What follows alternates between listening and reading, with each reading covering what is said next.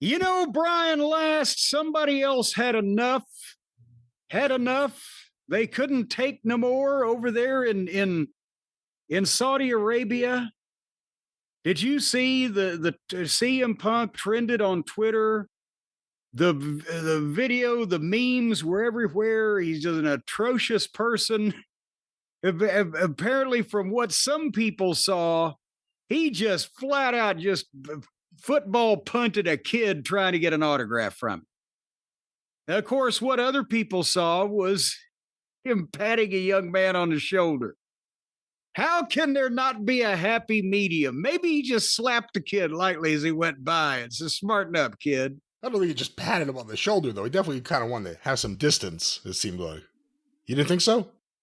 No, I think he was reaching out to go like, hey, kid, how you doing? He didn't want the kid to walk in front of him, blah, blah, blah. Oh. But let's set the scene anyway, because it's not a perp walk. It's the walk you make when the people that are there to take you to the goddamn promo room or the press conference or whatever are like, okay, here we go.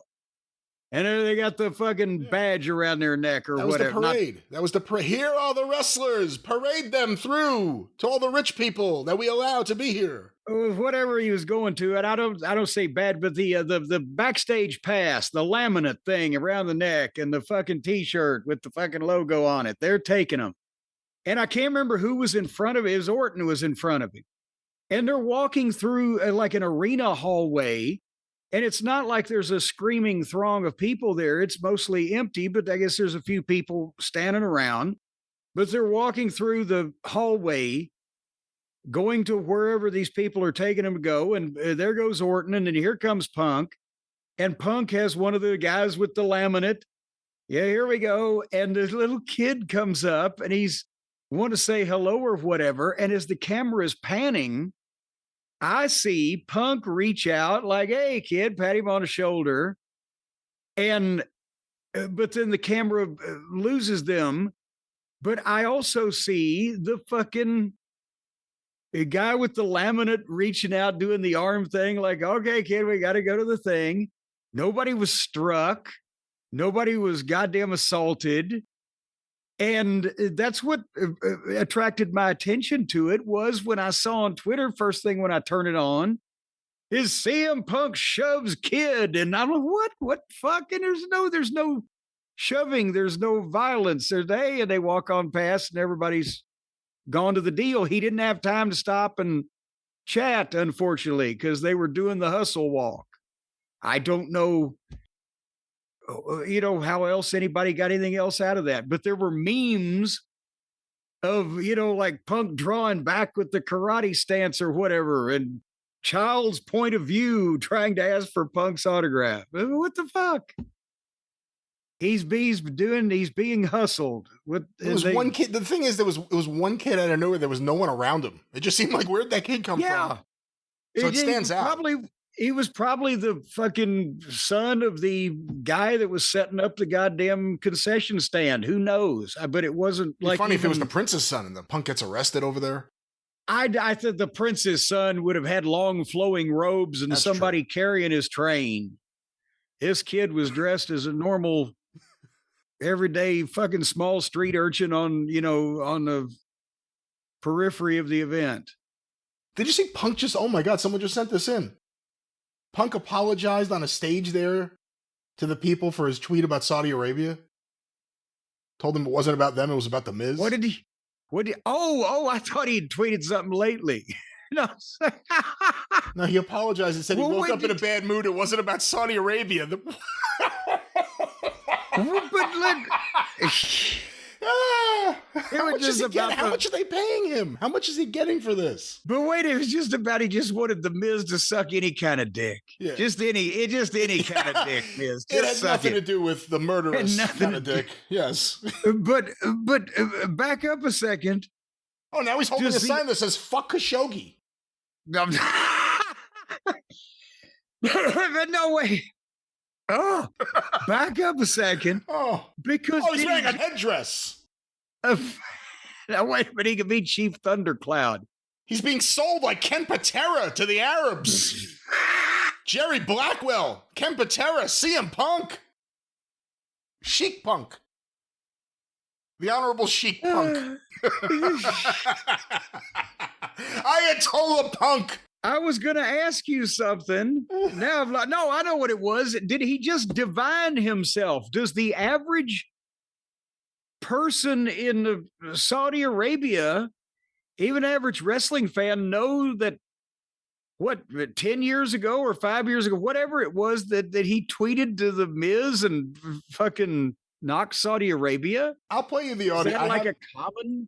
Well, I have the audio here. Let's check out the audio. It is interesting to know, like, Punk apologizes for nothing. Here he is all of a sudden on a stage there, and let's play the audio right now. This guy wants me to apologize for a mean tweet I wrote 6 years ago. Hey, listen.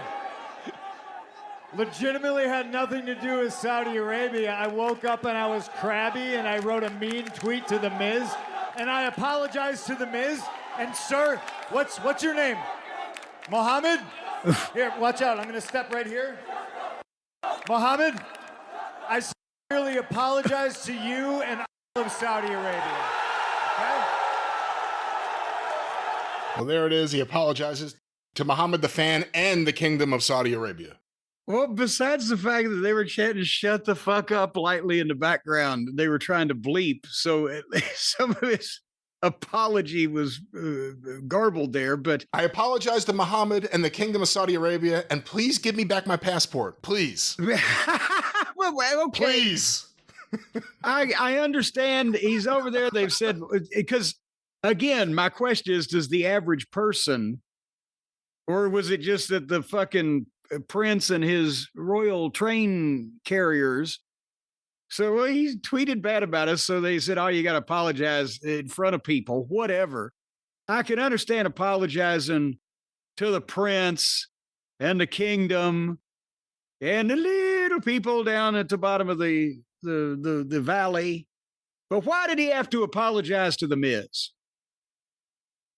See, that's the crime.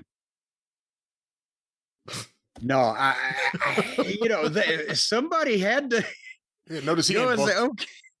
They had to go and say, okay, there's certain things that you need to say to smooth over our relationship with the.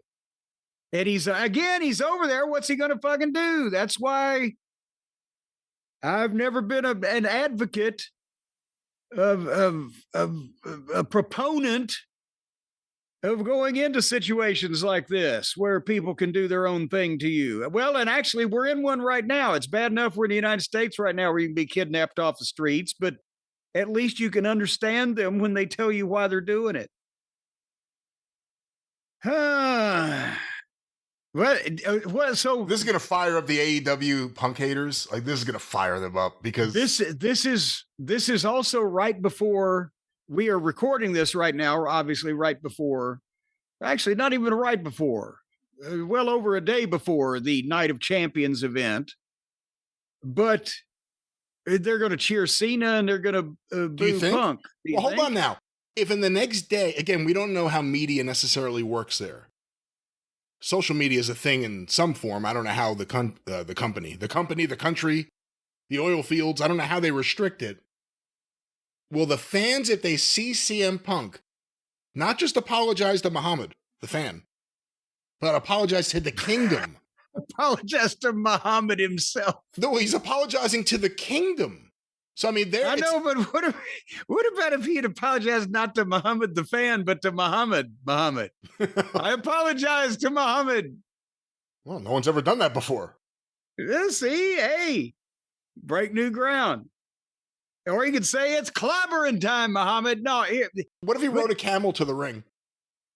Didn't they think he was Lawler in the Mid-South Coliseum? But here's the thing I'm thinking is overseas audiences traditionally cheer for people based on not only star power, but longevity, how long you've been a star, how much of an icon you are. And because they're getting to see Cena and it's the retirement tour and everything, and there is a segment that hates Punk with every fiber of their being and can't stand that anybody doesn't think he's anything other than just a slimy, no good, disreputable, gum bumping sack of snake feces. And with that mixed together, do you think will it go? Will it go the Cena way, the scenic route? Or apparently you don't. Anyway, Again, Cena got cheered for the pipe bomb, but that's in the States. Not like they haven't seen it over there. He's the bigger star. Here's the question I have for you, and I don't know the answer off the top of my head.